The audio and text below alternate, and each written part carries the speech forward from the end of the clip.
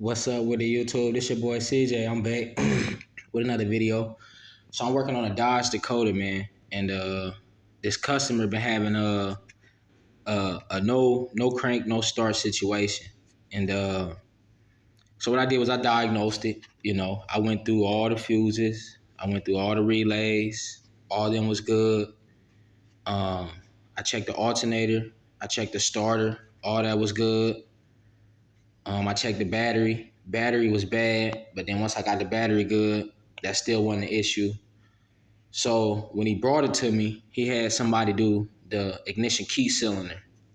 What I got in my hand right now is a ignition switch, but he had somebody do the ignition key cylinder, the the tumbler.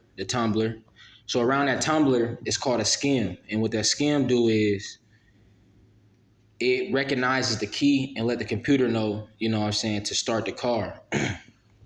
Well, over time, inside these ignition switches, behind these terminals, is a motherboard.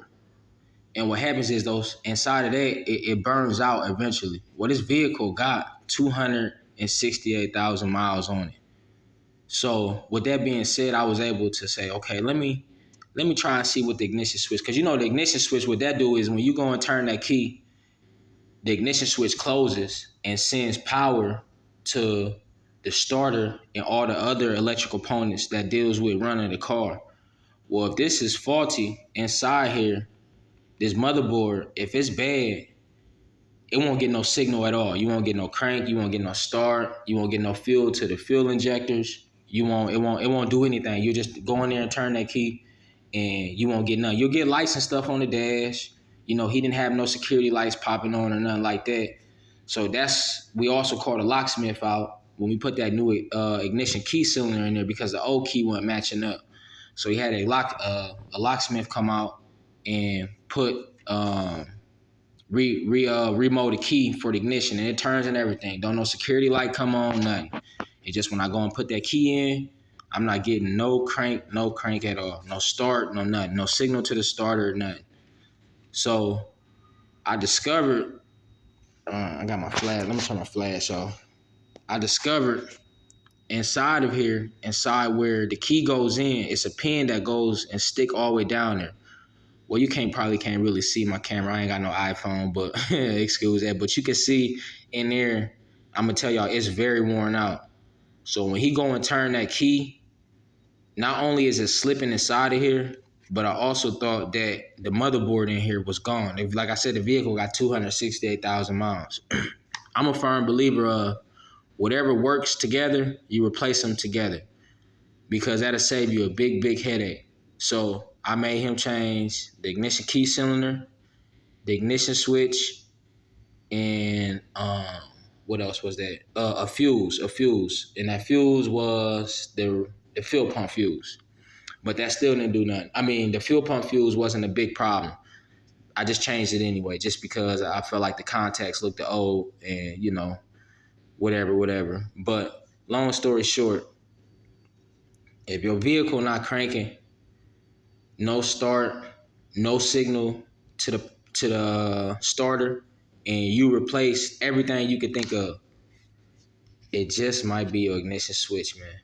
These do go bad. As you can see, this is a Valero. This is the original ignition switch that was on that Dodge Dakota. Soon as I took that out, I got the results that I needed. And not only did this got it's two functions inside of here. I mean, two things that deal with the car starting. You got the terminals could be worn out, the motherboard inside of here could be gone, and this little plastic cover that goes around the ignition key cylinder pin, this goes bad and worn out. Like inside there, it doesn't have no shape, no nothing. Like it's a little shape left, but that's not enough shape. So, like I said, just if your car not starting, man, it could be the ignition switch, and you want to start cheap and then work your way up. This was only like $40 from your local AutoZone, and sure enough, man, it did me some very good justice, man.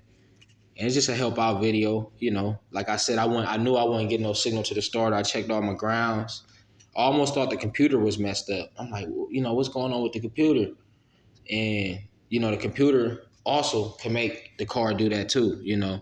So, but I am gonna recommend him that he do go and get a refurbished computer. You know, you can find brand new. You go to the dealer and spend thousands of dollars, but it's a website, and if you're interested in getting a reprogrammed computer, and all you got to do is just plug and play up to your original to your original spot where your computer go. I'll leave a link in the description below. But yeah, man, we out, man. Success, man. Another good day.